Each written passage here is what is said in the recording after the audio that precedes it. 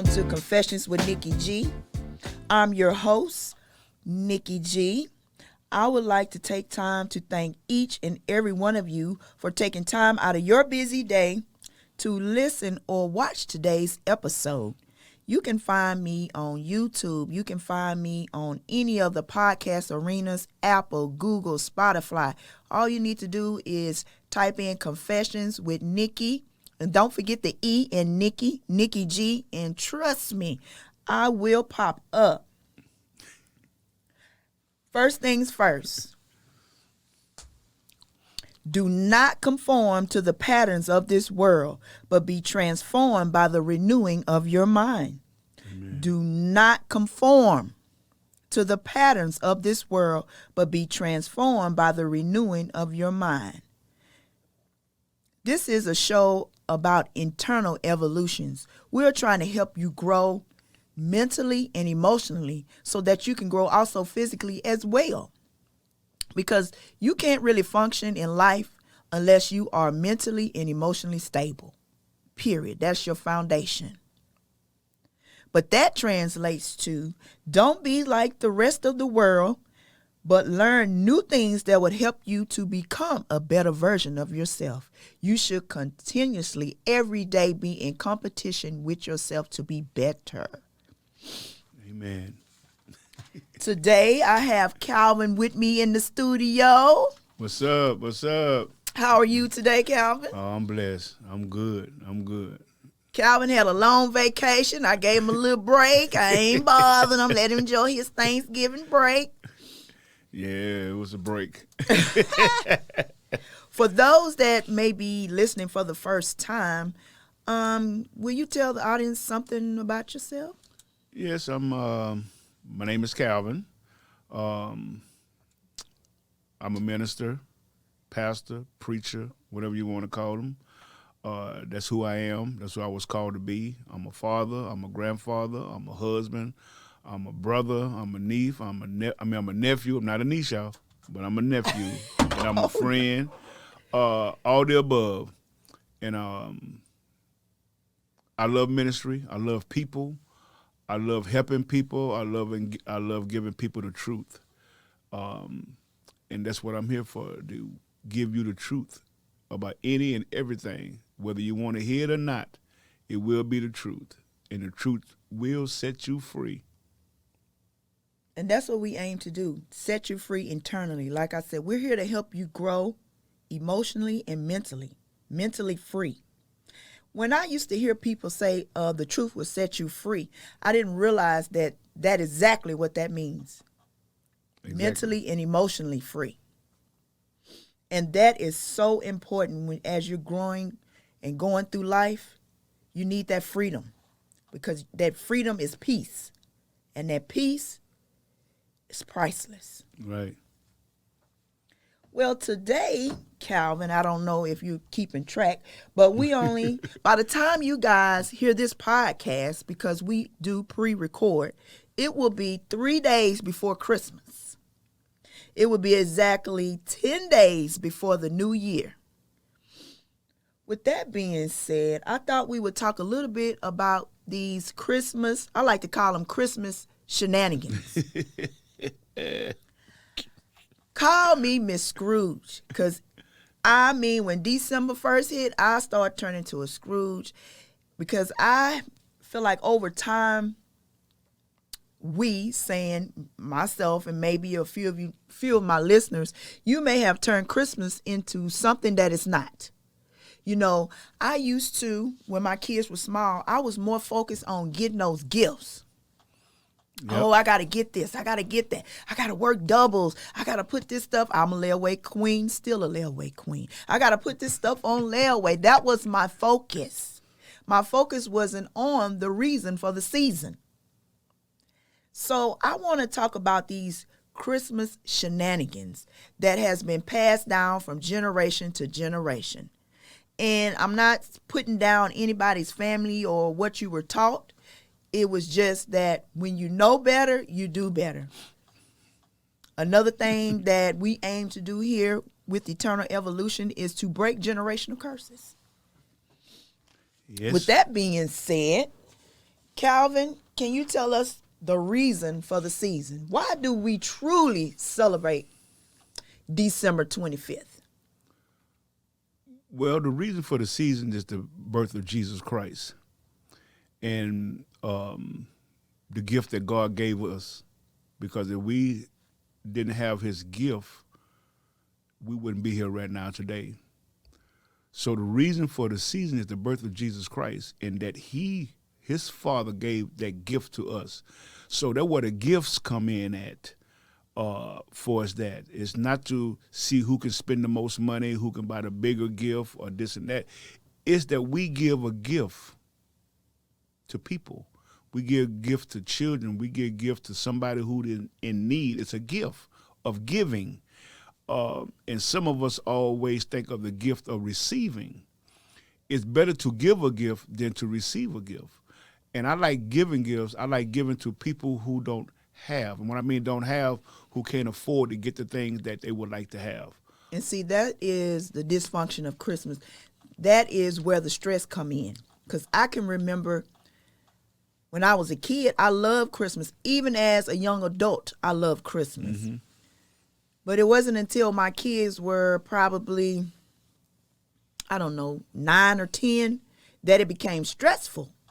And that it shouldn't be for anybody. Mm-mm. So saying that to say, if it's a family out there or that they don't have the money to buy things, they shouldn't be stressed about not being able to get their kids something for Christmas. For one, that shouldn't even be a problem. And two, there should be somebody showing the love of God to these people. Amen. I think that's where the gift of giving comes in, because you're showing the love of God. Yeah. And it is. And one thing I want to say is that when you know that you have enough, that extra is not your overflow. That extra, God is testing you to see if you're going to give that overflow to somebody who have a need. Because if you don't give it to somebody who have a need, that means that you have a greed. And you are greedy enough to keep everything for yourself and for your children. Now, don't get me wrong. Now, your children might need it. That's fine. But if they don't need it, you're supposed to at least give something to somebody else. And that's what God like. He said, I like a cheerful giver. See, when you cheerfully give someone something, God cheerfully give unto you. He opened up the windows of heaven and bless you. But when you keep it, guess what? That's your blessing already. So don't look for nothing from God. If you're greedy and you kept everything to yourself, that's your blessing. That's your reward. Well, we were all taught that is the birth date of Jesus. But is that truly his birthday? No. Because I've had people ask me that, and I had to physically sit down and research it. So when we're saying, we're celebrating Jesus' birthday, it's not per se his birthday. Mm-hmm. It's like Calvin said, we're showing love. Mm-hmm. Yeah, because see, Jesus was born in the month of Nisan. That's Nisan. Nisan is the Jewish calendar. That's springtime. Yes, that's what I read too. See, that's springtime. So we are celebrating when he was born, but not the date he was born. We celebrating the gift that he gave to the world. Mm-hmm. Because when you research, you look back in Constantine, who was the emperor of Rome at that time. He was a Christian, converted Christian. And he used that day, December the 25th, to celebrate not the birth of Jesus Christ, but to celebrate the giving of a tree back then in their time. Mm-hmm. See, so we're not gonna get it twisted, and that myth about the tree. I'm not gonna get fully into it, but the myth about the tree, it's nothing wrong with a Christmas tree. The Christmas tree was actually incorporated from Germany. Now, in the Bible, in Jeremiah 10, when you read that scripture on Jeremiah 10, 2 and 4, it says that they went to the woods to chop down a tree with an axe. Now, after they chopped that tree down with an axe, then they decorated it, okay? But they weren't talking about a Christmas tree being decorated. They said you have to nail it to the floor to make it stand up. So we took it and ran with it, said we had to put some wood at the bottom, the base of it, and nail it to the floor. Okay, that wasn't that. What they were talking about, pagan worship. Pagan worship, they would take a tree, they would cut it down, they would form it into what they wanted it to be, and they would have to nail it down, and they would worship that tree. They would decorate it with silver and gold and blue, different ornaments and stuff like that, but that wasn't the purpose of it for Christmas. The purpose was for them to worship that tree. See? Slow down. Okay. You're moving too fast. Okay, let's get back to the birth of Jesus. Okay. Let's go back. Okay. Okay, so you explained that December 25th is not Jesus' per se birthday. Correct. But we're celebrating the gift that he gave to the world. Exactly. Now, with that being said, Calvin pretty much explained what I was going to talk about with the emperor and the winter. But what I found interesting was this. They celebrated this day because of the weather, like the changing of the weather. They call it a winter solstice. I may be mispronouncing the word. It's called a winter solstice. But they were already celebrating the birth of the unconquered son. Now that son is S-U-N. I found that interesting. And then it also says that they celebrated the son, S-U-N, of righteousness. You're right. You own it. So with that being said, we're celebrating Jesus, S-O-N, the son of righteousness. Exactly. And the unconquered son. Because remember, he died and rose again. Yes, he did. So don't get it So twisted. that's what we celebrate. Yes, amen. The gift that never stopped giving. The gift that keeps on giving. Keep giving. Even when we don't deserve it, he still gives. So that is part of the reason for the season. That is the reason for the season. But now I'm going to talk about the traditions that come along with this. The first one I had wrote down were gifts. Now, Calvin has already explained about the gifts. But my problem with today's idea of gifts is this. I can remember my daughter when she was about maybe 9 or 10 years old. She wanted this doll. I don't know how old your children are out there, but it used to be these little doll heads. You could do their hair and all that old stuff. So she had to have this doll. So when I was in the secular, I broke my neck trying to find this doll. I went to Toys R Us. They had one left. I was so glad to see that little doll. So I grabbed it, put it in my basket. I turned to get something else. Some lady getting it out of my basket. Well, back then, I wasn't so much full of Jesus. So me and this lady arguing in the store, about to come to blows over this doll because it was in my basket, so it belonged to me. But the people in the store said, well, you haven't paid for it yet. So technically, she could take it. Well, of course, I wound up with the doll back. But that's a story for another day. But I'm saying that's the stress that we have put on ourselves for this holiday, and that is not the reason for the holiday. There's no way I should be in the store arguing with anybody Christmas Eve about a doll. Because I was just focused on the gifts. Right. That's why we have to explain to our children. All my children, I explain to them about Santa Claus. I explain to them that that gift didn't come from Santa Claus. We're going to get to him. Okay.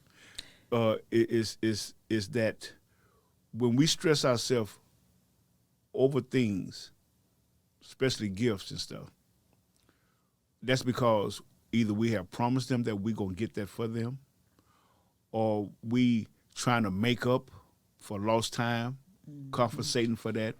And we actually stress. We work extra hours, we work extra jobs for that one day when we should be able to give throughout the year to our children. And when you say that one day, I had one of my coworkers, and may she rest in peace, she used to say, Nikki, she said, you buying all this stuff? She said, don't forget Christmas not but one day. You still got bills to pay after Christmas. What are you going to do? I ain't paid. I said, lady, talking about, I'm getting my son this little, back then it was a little Xbox, I think, a PlayStation, I don't know. Mm-hmm. She's like, you still got to live after Christmas.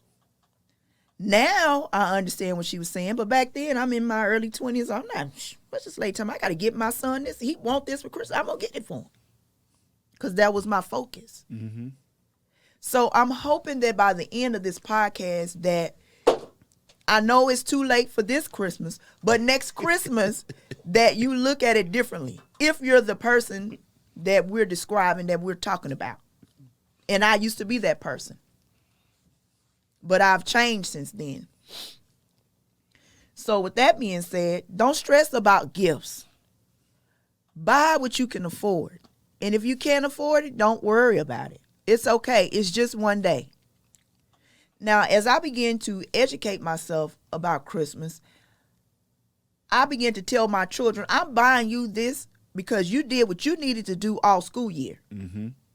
I took the focus off of it's Christmas I'm supposed to get, because a lot of these kids are entitled already. They think just because it's December 25th, they're supposed to get. It don't work. It didn't work like that in my household. Sure didn't.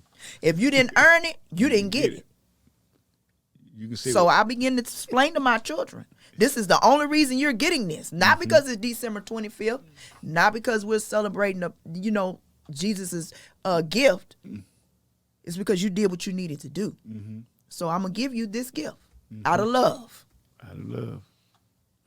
Yeah, because we'll find ourselves turning flips over backwards, promising our children stuff, and they be looking for what you promised them. Because me growing up as a child, I didn't want too much because, I guess it was a wrap for me when I see my father putting the gifts up on the tree. So that was out of the question. We got a whooping because we seen where he put the gifts at, and we went there and looked at them.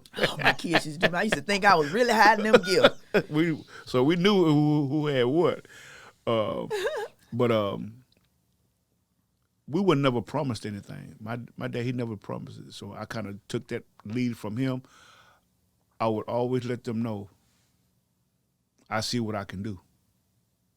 Because I already knew, like you say, somebody gonna be there taking stuff, grabbing stuff, getting out your basket. I know me, I'm like you. I wouldn't say it at the time, and we'll be fighting in Toys R Us, because Toys R Us was the main place to be. Yeah. So so I learned from that too. So, and I still don't. I got grandkids now, so I still don't promise them anything. They'll ask me, and like I said, I taught them now, but they'll ask me, what can we get? Mm-hmm. And I said, well, give me your list. So they'll write a list out of things, and I try to start early. Me and my wife, we will start early as possible, getting stuff that's affordable. We'll get it while we can, and that's that. But we don't break the bank. We don't, because like you said, why buy all these things and your rent got to get paid? Mm-hmm. You can't afford it. You can't afford it, and that's life. Period. Yeah. If you can't afford, you can't afford it. It's time out for us to stop lying to our children and let them know. My philosophy is, now you don't got to do this, it's just me, this is Calvin. Water or your present? Lights or your present? Now we can get one of them, but we can't get all of them. Mm-hmm. So that's why we buy out during the year. So when they do come up to that one day, they say, no, I just want that and that, because they didn't got it. They have it. So, and that's something, because I hate the stress. We used to stress, me and my wife, oh, Lord Jesus. Mm-hmm. Used to work. And then they say a couple of days they tired of it. They don't want to play with it no more. Or when they get older, you was never home. You was always at work. Yeah, because you was always asking for stuff. And that's why I tell my children now, Daddy, you wasn't around. Yeah, I thought they're hustling trying to get this here for you. But really? Okay. If I would know you felt like that, you wouldn't have got it. In my household, as far as the gifts, I would tell my children to write down maybe 10 things that they want. Mm-hmm. And I would pick one expensive thing and maybe 2 or 3 of the others, and the rest of it is what they needed, not what they wanted. Mm-hmm. And that's how I operate. Yeah. And I do the same thing now with my grandkids. Yeah. It's a need. Give me this with list of things you want. I'm gonna pick something out of there, and we're gonna roll with that. rest. Yep, and that's it. I refuse to be stressed out ever again. Mm-mm. I turn myself into a Grinch. That's it. I know the whole song. Because I used to be Mr. Grinch. Yeah. I'm for real. The next thing, tradition-wise, that we do, we buy the gifts.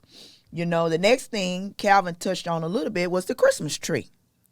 From what I researched, I never really knew why we had a Christmas tree or what the purpose of it was. I was always told that's what Santa leaves the gifts. So as a young person, I was adamant about that tree being there because I felt if the tree wasn't there, Santa wasn't going to leave the gifts.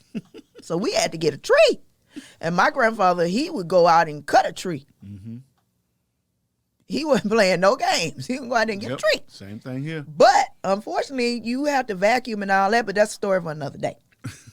But anyway, the tree, from what I researched, and I don't know if this to be facts, but the tree is just because the winter is so dry and vague and dull, the people would put the green tree up and the lights and stuff just to bring color to their homes or to that, to bring life back into the house. Mm-hmm. Period. Yep. Now, Calvin went a little bit deeper with the tree. Now, can you explain that again about how they worship the tree? Okay, let me. Now, that part I didn't find. Okay, let me get it for you. Okay, in Jeremiah 10:2-4, it says, "Thus said the Lord, learn not the way of the heathens, and be not dismayed at the signs of heaven. For the heathens are dismayed at them. For the customs of the people are vain. For one cutteth a tree out of the forest, the work of the hands of them."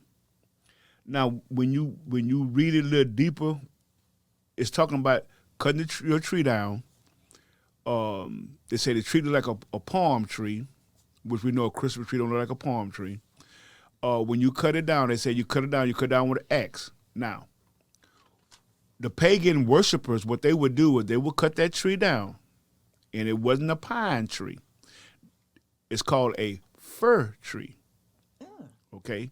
So when they cut that tree down, they would bring it in the house. They would trim it. So they're talking about trimming the trees. Okay. They would trim the trees to whatever image, put it like that, to whatever image they worship. They would cut that tree like that. They would nail down the base of it. Okay, they would make stands, so that's where they get the stand making for a tree. They would make a wooden stand, and they would nail down the stand to keep it from tilting over.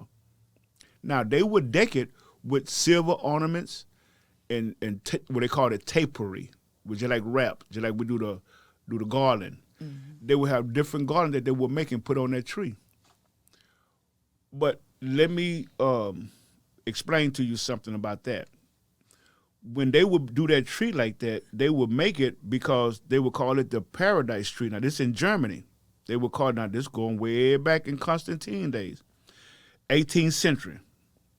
Okay, the Lutherans, the German Lutherans, like we have Baptists and all that, the German Lutherans, they made that tree, and they would deck that tree with red ornaments.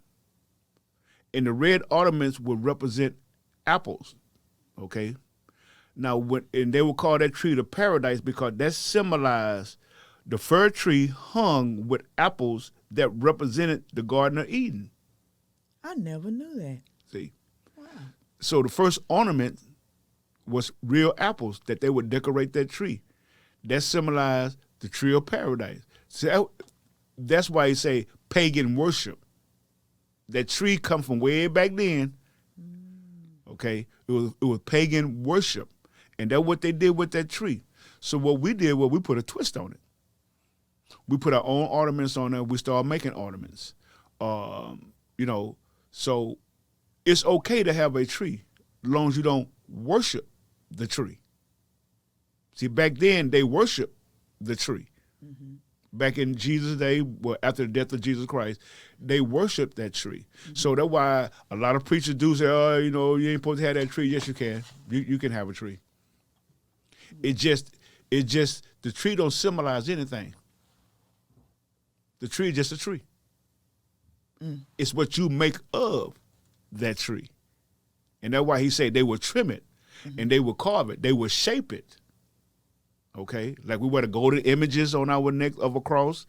He said, in the Bible said, don't make any images of them, of God or Jesus, but they still make the images. And some people get the big crosses, made out of gold and silver, and that's an image.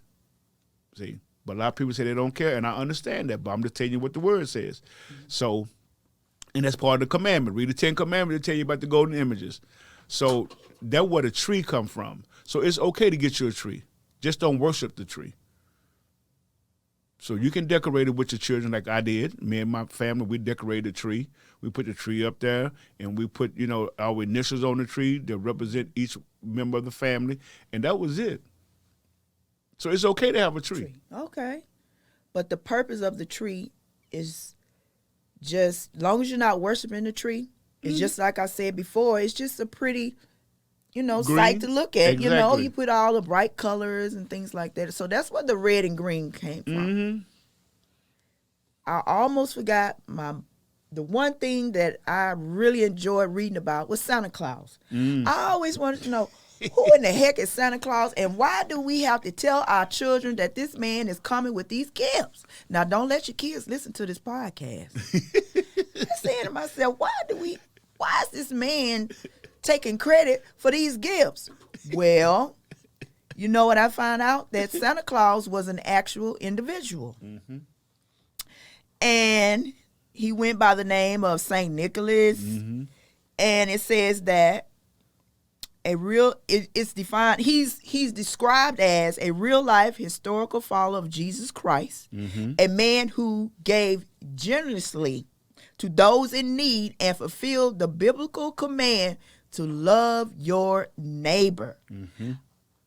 Also, I read that he inherited a lot of money, and he used that money to help children and save them from when they were in like abusive situations back then.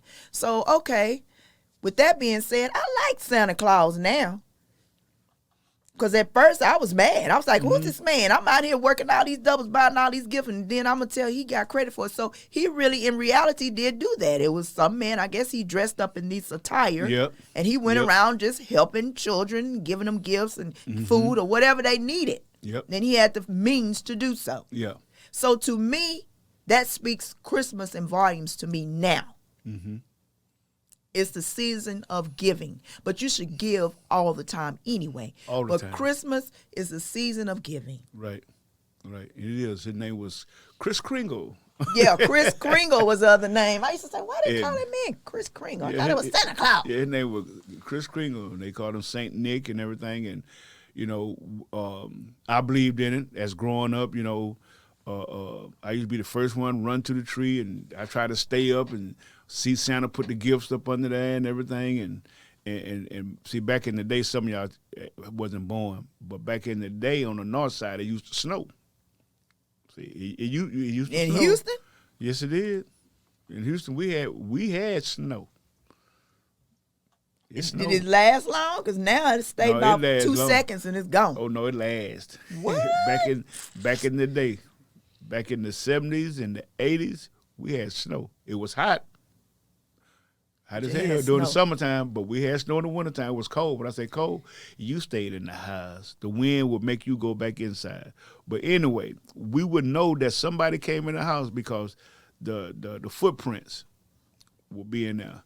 And so then after a while, my brothers, they started telling me, man, ain't no Santa Claus. That daddy putting that stuff up on there. No, it ain't. No, it ain't. Yes, it is. So, that night, that song about I saw Mommy kissing Santa Claus, that's for real. Yeah, I see Mama kissing Santa Claus. And I said, I'm going to tell my dad and turn around, that was him. But I'll go back to bed. Yeah, so for a long time, I believed in Santa Claus, and then I researched it like Nikki did, and I knew that he was giving gifts, but I had to teach my children And at first, I said, no, I got to stop this. And I told him, I said, Santa Claus is a man, and this is what he do, give gifts to kids, orphans.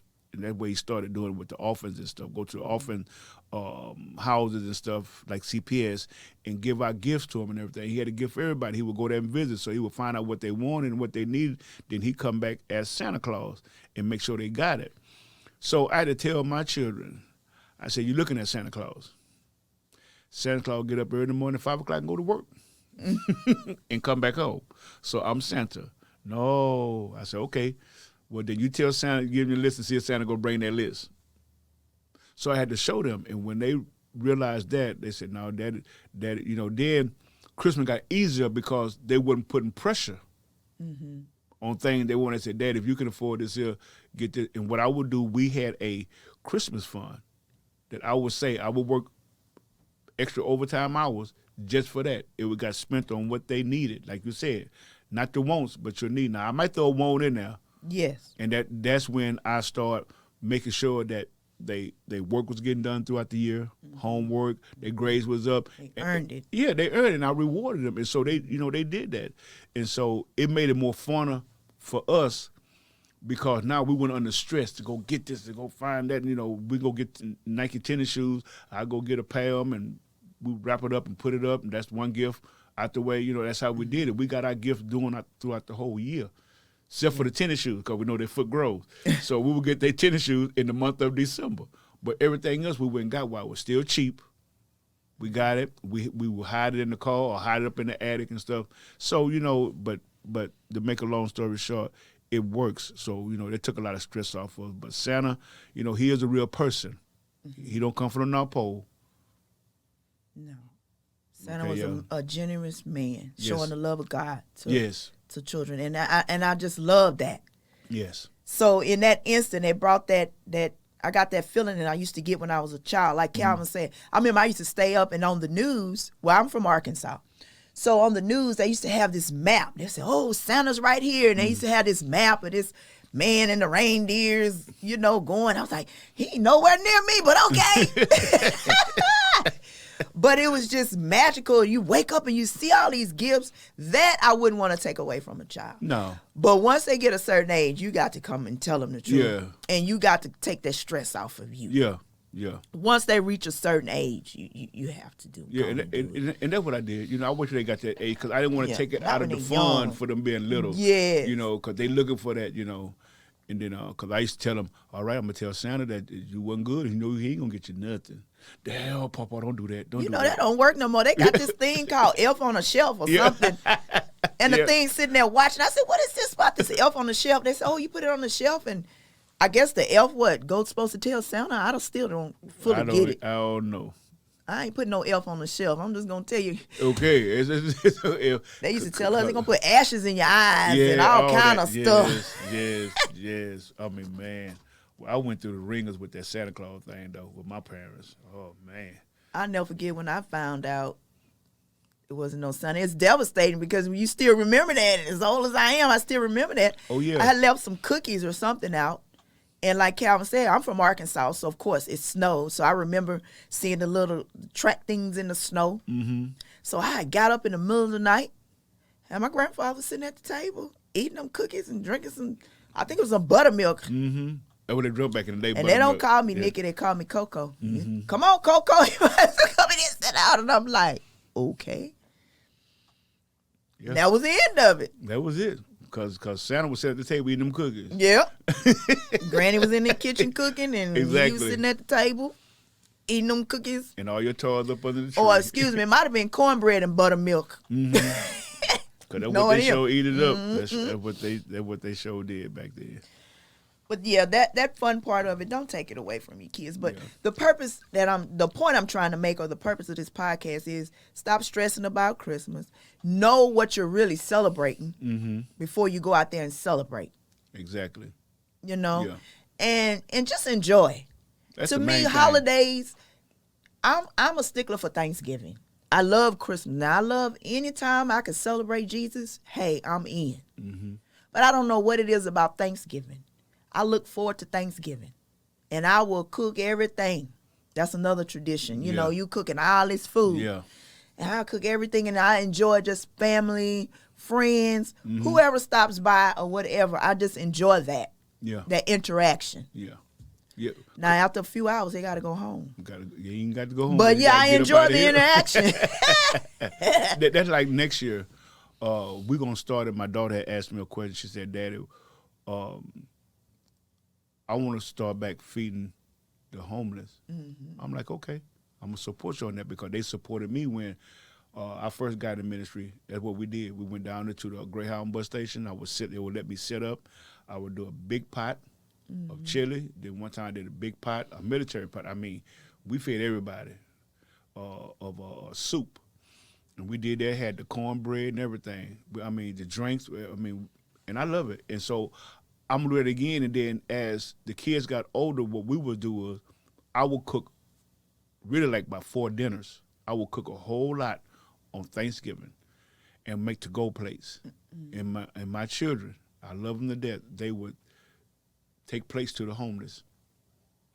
They said, Daddy, my friend don't have this here. My daddy, my friend don't have that. My sons and my daughters. And they would take food to their friends and stuff, to their friend's house. Because, we are proud people. And we don't know when to say we don't have. My wife always tell me, she said, baby, ain't no shame in your game. I don't have. My children ain't finna starve for nobody. I'm sorry. I need some. Who need a bag of grocery? I do. Yeah, of course. I mean, you know what I'm saying? You're right. When I didn't have in this day and age, it's a stigma. Oh, you working, you ain't got no money. No, I pay all my bills, I ain't got no money. Exactly. It's nothing wrong with that, but that's just the way the world have changed.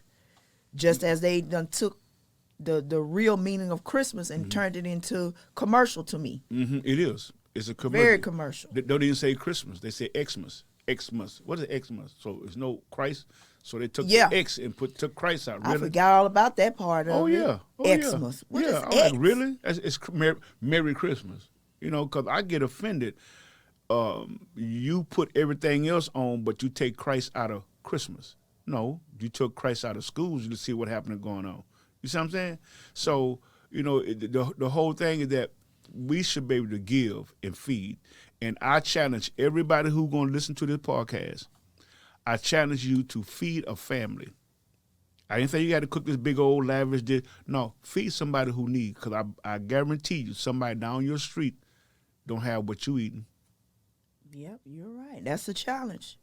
And it's something about giving. And for me, I give without a second. If I got it, you get it. That's it. Even if I'm depleted, if you need it and I got it, I'm going to give it to you. Yeah. That's just who I am as a person. Yeah. I cannot turn away somebody that needs something and I'm sitting there with it.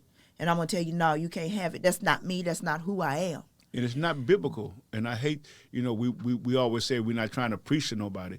But that's not biblical. It says, if you have it, when that brother or that sister come to you and ask for it, and you say, come back tomorrow, you have sinned in the eyesight of God because you had it to give, but you told them to come back tomorrow. I was going to say this. I would give, but I had to learn when to say no. Mm-hmm. It's okay to say no. I'm not saying that you should just give every time you have. Right. It's a time you have to learn to say no. Mm-hmm. Because some people will take advantage of your kindness. Yes, they will. So please keep that in mind. Yeah, pray. Ask God. Yes. You have to learn to say no. If it's something that's going to deplete you emotionally, mentally, financially. Exactly. Physically. Sometimes you just have to say no. Yeah. I love you to death, but no. I can't do it. And I'm just now learning the word no. The power of no. Yes. That's another podcast coming Yes, up. the power of no. The power of no. Not just no, but we on the air. One last thing I want to talk about with Christmas is I heard this song, What Do the Lonely Do at Christmas? Some of us have lost our parents, loved ones. Maybe your children they've moved on, you know, they have their own families, and you're feeling lonely. The holidays will do that to some people. And one thing I always say, just know, if you serve the same God that I serve, you're never alone. Never. If you have to, call your family, call friends, call, somebody that you can talk to. And if you're one of those people like myself sometime and you don't have anybody to call on Jesus. That's it. He gonna always answer. He will. Oh, his line is never busy. And he don't forward his calls. And my sister's right, because when she told me what we was going to talk about, I thought about that. I used to get emotional because my mom and my father, who passed away during the pandemic, it's like the tradition that we had when they was living, it would always meet up at mama's house, always cooking at mama's house. We would spend the night at mama's house. We would bring gifts to mama's house. So I started getting teary-eyed, and I'm like, But then God showed me, God said, I told you. And I'm going to read the scripture to you. He said, in Psalms 27:10, he said, even if my father and my mother should desert me, you will take care of me. Okay? He will take care of you. He said, when your father or your mother, if they gone, you there by yourself now. But you're not by yourself. You're not alone. God will take care of you. I'm a witness to that, because he have took care of me on them days that I would call my mom, like this week coming up, ask her about the recipes. I'm doing it the right way. And I'm glad that I stayed in the kitchen with her, because now that everything that she did, I mimic in my kitchen and I cook it.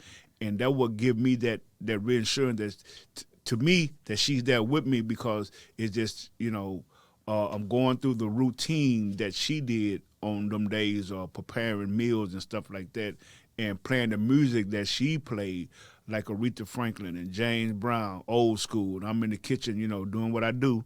And it do get lonely, but you have to call on Jesus. And I'm going to say that, like niggas say, for real. God will never leave you nor forsake you. He said that's a promise. So when he tell you that, that's a promise.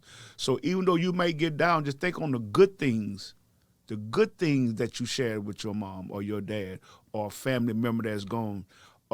You have to, because you will find yourself going into a depression that you don't need to go through during the holidays by yourself. Call a friend, even because how can I say?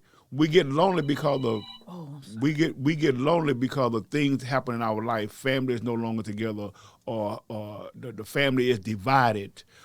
Even if that's so, sometimes you have to be that bigger person. Say, hey, I'm just calling you, wish you Merry Christmas, I love you. And that's it. And when you do that, God allowed a joy to be replenished in you, because that's what we need. We need to hear from a family member or a close friend, and just to say, I love you, Merry Christmas. Mm-hmm. And you don't have to discuss anything. Yeah, it's just no. A genuine phone call or that's that. Whatever you need to do. Yeah, because you don't have to be lonely. One thing I can say about most people that be lonely, is because they don't want to open themselves up. They might have been rejected early in their years and stuff, and so now they mean as a rattlesnake, and they don't want to accept the love, but they want to be loved, but they don't know how to say it, because they've been, how can I say, I don't want to use the word jacked up, but they've been messed up all their life, and they don't know how to open up and say, I need you. It's okay. They express their needs, but in a dysfunctional fashion. Exactly. And I had to learn that dealing with certain people. You read in between the lines, as we like to say. Mm-hmm. If this particular person will call me, or if I call them, why you ain't called me in so long? That's another word saying I miss you. Mm-hmm. Exactly. Something to that degree. That's an example that I would use. Yeah. Like, okay, so you miss me or something? That's my answer. Oh, you miss me, huh? Mm-hmm. I don't miss you. Yes, you do. and that's how you got to do it. Yeah. Exactly like that, because I get the same thing. Mm-hmm. Oh, I guess you done died and come back from the grave. Mm. I said, I guess I did. So welcome to see you. You happy to see me? You know, Yeah, exactly. you You can't take it too personal because, like Calvin said, once you know people, your family on a deeper level, they have good intentions in most cases. Yeah. You just have to keep it real with them and tell them you love them, keep it moving. My mama says sometimes, baby, you got to feed them with a long handle spoon, but still love them because they lonely, especially at Christmas time, because that's when everybody doing what they do. Thanksgiving and Christmas, be honest with you, doing was the two hardest holidays for me when my mother had passed. My brother passed. I have two brothers passed, my mother and my father. So I get emotional because my brother passed away on Halloween. So, I don't do the Halloween thing. It's just so much. So now I just depend on God. I really do. I depend on God to help me get me through these days. I done got better. Like today. I got better today. Today God said, I'm with you. I'm with you. No, you're not going to be sad today. No. So if you're feeling lonely during this holiday season, Calvin just gave you some steps to take or that you could possibly try. Mm-hmm. And hopefully it will help you get through this holiday season. And please keep in mind, one last thing, it's only one day out of the year. One day. So please don't be bamboozled with these Christmas shenanigans. Don't. You're going to go through what you go through, and that's okay. As long as you go through it in a healthy fashion. With that being said, that's going to conclude this podcast.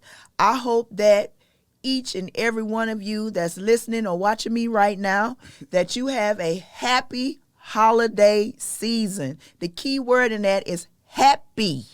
Happy holiday. Oh, he done bust the note. Happy holiday. Have a happy holiday. And we will talk to you again next week. See ya.